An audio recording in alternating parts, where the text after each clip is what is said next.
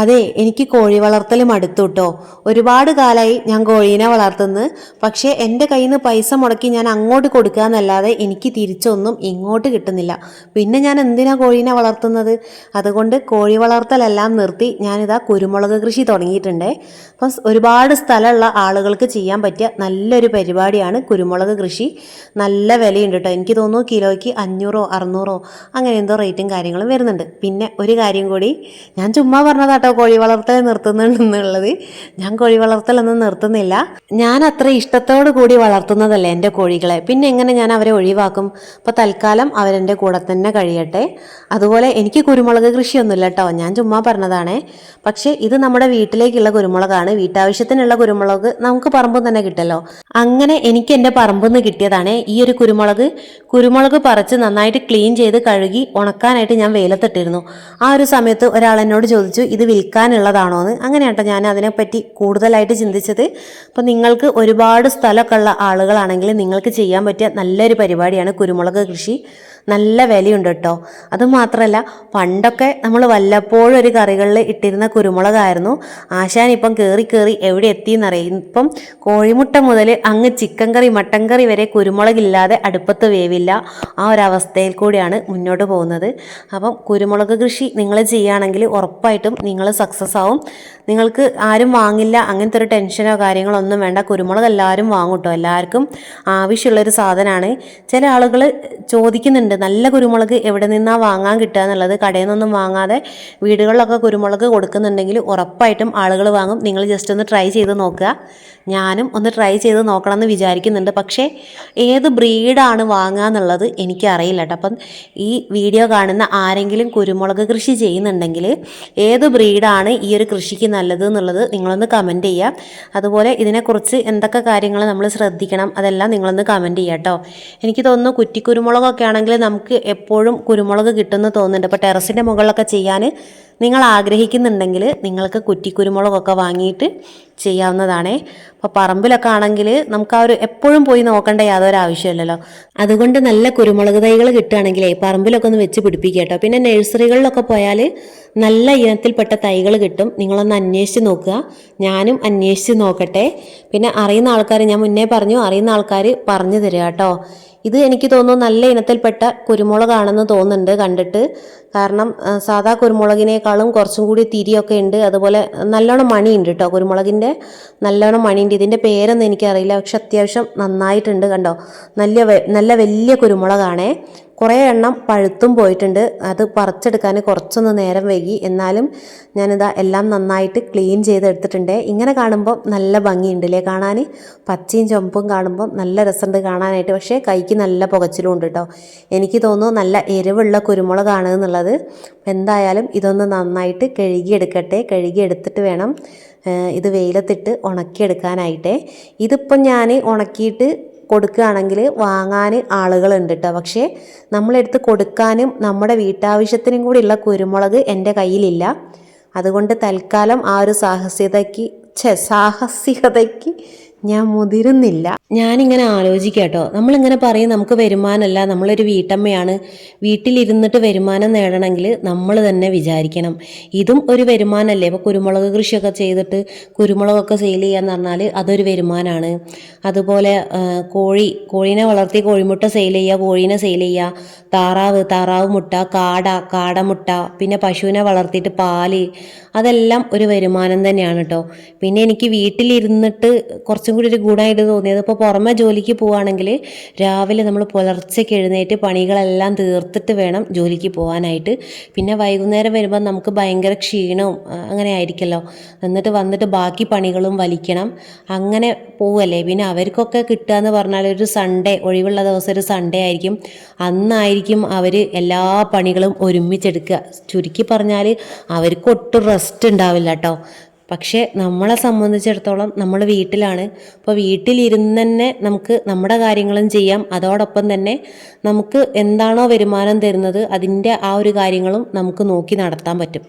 അതുകൊണ്ട് വീട്ടിലിരിക്കുന്നവർ, നിങ്ങൾ വീട്ടിൽ വെറും ചോറും കറികളും മാത്രം വെച്ച് മുന്നോട്ട് പോവാതെ എന്തെങ്കിലുമൊക്കെ ചെയ്യാൻ. ഇപ്പം നന്നായിട്ട് ഭക്ഷണം ഉണ്ടാക്കുന്ന ആളുകളൊക്കെ ആണെങ്കിൽ നിങ്ങൾക്ക് ഫുഡൊക്കെ ഉണ്ടാക്കി കൊടുക്കാവുന്നതാണ്. അപ്പോൾ അടുത്ത് ഹോസ്പിറ്റലും കാര്യങ്ങളൊക്കെ ഉണ്ടെങ്കിൽ അവിടെയൊക്കെ ഒരു ബോർഡ് കൊണ്ടുപോയി വെച്ചാൽ മതി, ഹോംലി ഫുഡ് എന്നൊക്കെ പറഞ്ഞിട്ട്. അപ്പോൾ ആളുകൾ നമ്പറും കൊടുത്താൽ അവർ നിങ്ങളെ വിളിക്കും, നിങ്ങൾക്ക് ഫുഡൊക്കെ ഉണ്ടാക്കിയിട്ട് ഹോസ്പിറ്റലിൽ കൊണ്ടു കൊടുക്കാവുന്നതാണ്. 2 ദിവസമായി കോഴികളെ തുറന്നു വിട്ടിട്ട് അതിൻ്റെ ഒരു ദേഷ്യം അവർക്കുണ്ട് കേട്ടോ. അത് വേറൊന്നുമല്ല, കുരുമുളക് ഉണങ്ങി കിട്ടണ്ടേ. കുരുമുളകിന് കുറച്ചൊരു ഉണക്കം വന്നാൽ പിന്നെ നമുക്ക് പ്രശ്നമല്ല, മുറത്തിലൊക്കെ ആക്കി വെക്കാം. അപ്പം കുരുമുളക് ഉണക്കുന്ന സമയത്ത് ഇവരെങ്ങാനും അത് ചിക്കി പറക്കി കളഞ്ഞാൽ പിന്നെ അത് പെറുക്കിയെടുക്കാൻ കുറച്ചൊരു ബുദ്ധിമുട്ടായിരിക്കും. അതുകൊണ്ട് 2 ദിവസം ഞാൻ അവരെ കൂട് തുറന്നതേ ഇല്ല കേട്ടോ. കൂട്ടിൽ ഫുഡും കാര്യങ്ങളൊക്കെ കൊടുത്തു, പക്ഷെ തുറക്കാറുണ്ട് വൈകിട്ട്. ഒരു 6 മണിയാവുന്ന ആ ഒരു ടൈമിൽ ഞാൻ തുറന്നു വിടും. അപ്പോഴത്തേക്ക് നമ്മൾ കുരുമുളകൊക്കെ എടുത്ത് വെക്കല്ലോ. അല്ലാതെ ഇവരെ തുറന്നു വിട്ടാൽ പ്രശ്നമാണേ. എല്ലാവരും ഒന്നും ചിക്കില്ല, ഞാൻ നെറ്റും കാര്യങ്ങളൊക്കെ ഇടും. എന്നാലും നമ്മുടെ കണ്ണൊന്ന് തെറ്റിയാൽ അവർ വന്ന് ചിക്കിക്കാളും. അങ്ങനെ 2-3 അനുഭവങ്ങളൊക്കെ എനിക്ക് ഉണ്ടായത് കൊണ്ട് ഞാൻ ഈ പ്രാവശ്യം റിസ്ക് എടുക്കണ്ടെന്ന് വിചാരിച്ചു. പിന്നെ ഈ പ്രാവശ്യം ഇത് കഴിഞ്ഞ വർഷത്തെ കുരുമുളകാണ്. കുരുമുളക് മാത്രമല്ല കേട്ടോ, ഒരുപാട് സംഭവങ്ങൾ നമുക്ക് ഉണക്കിയെടുക്കാനുണ്ട്. ഇത് ഞാൻ കുറേ ദിവസം മുന്നേ എടുത്ത് വെച്ച വീഡിയോ ആണ് കേട്ടോ. എനിക്ക് തോന്നുന്നു സ്കൂളൊക്കെ തുറക്കുന്നതിൻ്റെ മുന്നേ ഉള്ള വീഡിയോ ആണ്. സ്കൂളൊക്കെ തുറക്കുന്നതിന് മുന്നേ ജൂൺ മാസമൊക്കെ ആവുന്നതിന് മുന്നേ നമുക്ക് ഗോതമ്പ്, അരി, മുളക്, മല്ലി, മഞ്ഞൾ ഇതെല്ലാം ഉണക്കി പൊടിച്ച് വെക്കണം. അങ്ങനെയാണല്ലോ പൊതുവേ നമ്മൾ ചെയ്യലേ. മഴ പെയ്താൽ പിന്നെ നമുക്ക് ഇതിനൊന്നും നേരം ഉണ്ടാവില്ല. അതുമാത്രമല്ല മഴയത്ത് ഉണങ്ങിയും കിട്ടില്ല അല്ലേ. അപ്പോൾ ആ ഒരു സമയത്ത് ഈ കാര്യങ്ങളൊക്കെ ചെയ്യാം. അപ്പം ഇതൊക്കെയാണ് എനിക്ക് കുറച്ചും കൂടി നല്ലതായിട്ട് തോന്നിയത്. നമ്മൾ വീട്ടിലിരിക്കുന്ന സമയത്ത് നമ്മുടെ പണികളൊക്കെ നടക്കും കേട്ടോ. നമുക്ക് നന്നായിട്ട് റെസ്റ്റ് കിട്ടും. അങ്ങനെ കുരുമുളകൊക്കെ നന്നായിട്ട് ഉണങ്ങി കിട്ടിയിട്ടുണ്ട്. ഈ കുരുമുളകിനെ നമ്മൾ വേറൊരു പേരിലും വിശേഷിപ്പിക്കാറുണ്ട് അല്ലേ, കറുത്ത പൊന്ന്. നമ്മൾ സ്കൂളിലൊക്കെ പഠിക്കുന്ന സമയത്ത് അങ്ങനെയല്ലായിരുന്നോ പറയാറ്, കറുത്ത പൊന്ന് എന്നറിയപ്പെടുന്നത് കുരുമുളക്. അതുതന്നെയല്ലേ? അതെ, അങ്ങനെ തന്നെ. അപ്പം എന്താ ഈ ഒരു മിഷൻ കണ്ടില്ലേ തൂക്കുന്നത്, അത് ഞാൻ കേക്ക് ഉണ്ടാക്കും ആ ഒരു സമയത്ത് വാങ്ങിക്കൂട്ടിയതായിരുന്നു കേട്ടോ. കേക്ക് ഉണ്ടാക്കാൻ പഠിച്ചപ്പം ഒരുപാട് സാധനങ്ങൾ ഞാൻ വാങ്ങിക്കൂട്ടി. പിന്നീട് എനിക്കൊരു നഷ്ടബോധം ഉണ്ടായിരുന്നു, അയ്യോ ഇതൊക്കെ ഞാൻ വെറുതെ വാങ്ങിക്കൂട്ടിയല്ലോ എന്നുള്ളത്. പക്ഷേ ഇപ്പം അങ്ങനെയില്ല കേട്ടോ. അതിൽ വാങ്ങിക്കൂട്ടിയ ഒരുപാട് സാധനങ്ങൾ ഇപ്പം എനിക്ക് ഒരുപാട് കാര്യങ്ങൾക്ക് ഉപകാരപ്പെട്ടിട്ടുണ്ട്. അതിൽ ഏറ്റവും കൂടുതൽ ഉപകാരപ്പെട്ടത് ഈ യന്ത്രമാണ്. ഇത് വെച്ചിട്ടാണ് ഞാൻ എൻ്റെ കോഴികളെ തൂക്കിയെടുക്കാറ്. ഇതിൻ്റെ മുകളിൽ ബക്കറ്റ് വെക്കും കേട്ടോ. നല്ലോണം നിൽക്കുന്ന കോഴികളാണെങ്കിൽ അവരിതിൻ്റെ മുകളിൽ പിടിച്ച് നിർത്തിക്കും, അവരങ്ങനെ നിൽക്കും. അതല്ല, ചില കോഴികളുണ്ട് ഒന്ന് പെടഞ്ഞ് കളിക്കുന്നവർ, അവരെ ഇതിൻ്റെ മുകളിൽ നിർത്താൻ പറ്റില്ല. അങ്ങനെയാകുന്ന സമയത്ത് ഞാൻ ഇതിൻ്റെ മുകളിൽ ഒരു ബക്കറ്റ് വെക്കും.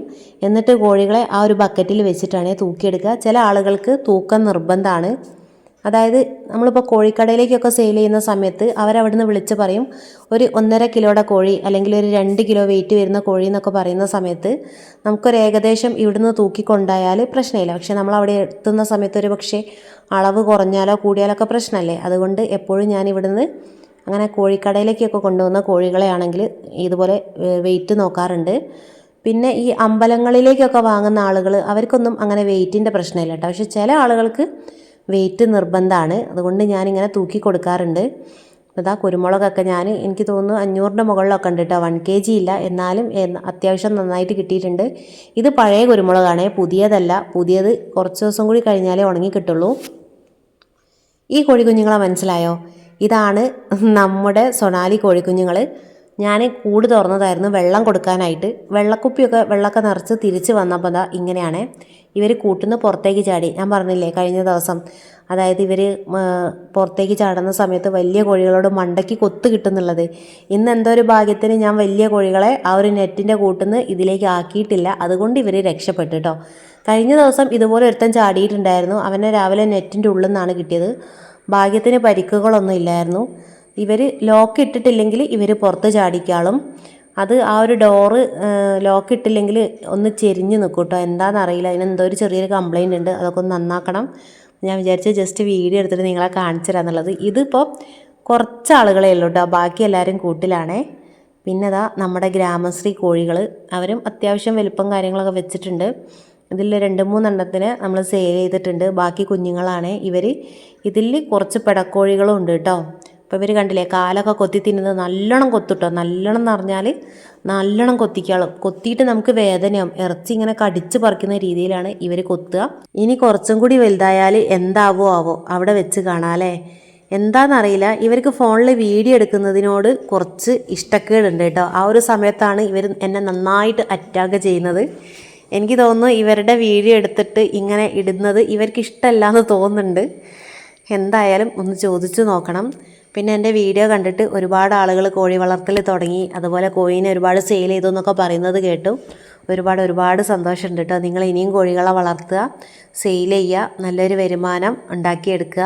നല്ലൊരു വരുമാനം ഉണ്ടാവട്ടെ എല്ലാവർക്കും. ഞാൻ പറഞ്ഞല്ലോ, സ്ഥല സൗകര്യം ഉണ്ടെങ്കിൽ നിങ്ങൾ കോഴീനെ വളർത്തുക. അതുപോലെ അയൽവാസികളൊക്കെ ശ്രദ്ധിക്കുക കേട്ടോ. അയൽവാസികളെന്നും ബുദ്ധിമുട്ടിക്കാത്ത രീതിയിൽ നിങ്ങൾ കോഴീനെ വളർത്തുക. ചില ആളുകളുണ്ട് കോഴീനെ വളർത്തും, അയൽ വീട്ടിലേക്കൊക്കെ പോയാലും അവരെത്ര പറഞ്ഞാലും മൈൻഡാക്കില്ല. അപ്പം അങ്ങനെയൊന്നും ചെയ്യരുത്. അവരെന്തെങ്കിലും ബുദ്ധിമുട്ട് പറയുകയാണെങ്കിൽ അതിനൊരു പരിഹാരവും നിങ്ങൾ തന്നെ കണ്ടെത്തുക. എങ്കിലേ നമുക്കത് നല്ല രീതിയിൽ മുന്നോട്ട് കൊണ്ടുപോകാൻ പറ്റുള്ളൂ. അതിപ്പോൾ നമ്മളായാലും അങ്ങനെയല്ലേ, നമ്മളൊരു കൃഷി ചെയ്തു, അത് അയൽ വീട്ടിലെ കോഴി വന്ന് ചിക്കി പറിച്ച് കളയുമ്പോൾ നമുക്ക് വിഷമം ഉണ്ടാവില്ലേ? നമ്മൾ പറയില്ല അവരോട്, അങ്ങനെയേ ചിന്തിക്കാവുള്ളൂ. നിങ്ങൾ വീഡിയോയിൽ കാണുന്നത് പോലെയല്ല കേട്ടോ കോഴി വളർത്തുക, അല്ലെങ്കിൽ പശു, ആട് എന്ത് തന്നെയായാലും ഓരോന്നിനും അതിൻ്റേതായ ബുദ്ധിമുട്ടും കാര്യങ്ങളൊക്കെ ഉണ്ട്.